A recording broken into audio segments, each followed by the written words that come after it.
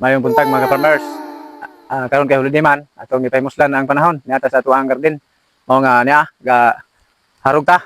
Nagharog ta og batong katong batong atong gitanom atong aging semana. 2 weeks ning mga batonga mga farmers. Tungod basa mao ni 3 weeks. Nya karon kay na naman tay pinobre nga tuwain na ni mga farmers atong gigamit kaning tangsi og sako nga gihubot na to may itong gamang tuwain nga katayan. Inani ra ka simple ato ang katayan mga farmers. Tanaw ta aron kinsa tong gusto nga mo garden nga gamay ra gasto gamag katayan nga nira. Dali ra kayo. Manghubot og sako na pasako na to ang batong. Nga nira ni mga farmers. Kubasa na to. Mo ni 3 weeks dagko na. Puhon-puhon mga 45 days kaning atong batong makakauna ta. Unya kaning kubasa ikan karon mga 3 months, 2 months. Pwede na ni mamunga. Unya kay kining dapitan na may sapa. Mao ni nga gaman na tulay para di magisud ang mga bata pag agi. Na din eh. Nanay nga itong mga pagumangkon mga farmers. Maaktibo kayo. Kayo sa babaw kahagbas. Kaning usama na itong katimbang og gamag tulay ni. Tulay nga kawayan na itong gamiton. Para pinobre lagi mga farmers. Pobre man ta man gasto. Og dato pa ta, siminto ta ni. Unya nagmadato ta. Mao nga agwanta sa taron og kawayan sa. Mao na ang sitwasyon na to. Paingon dito man itong datayan eh. Og tulay.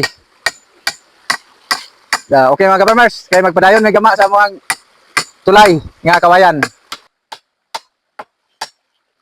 Yeah, maman maglugo. Pwede na.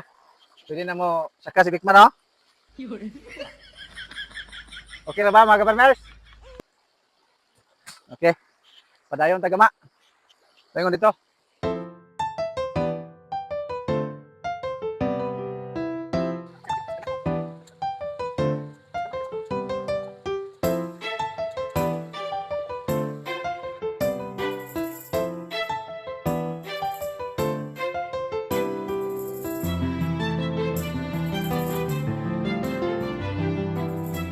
Okay mga farmers, mao na itong giingon kanina buntag nga maghimo tag tulay nga kawayan. Mao ning nga ato nang nahimo.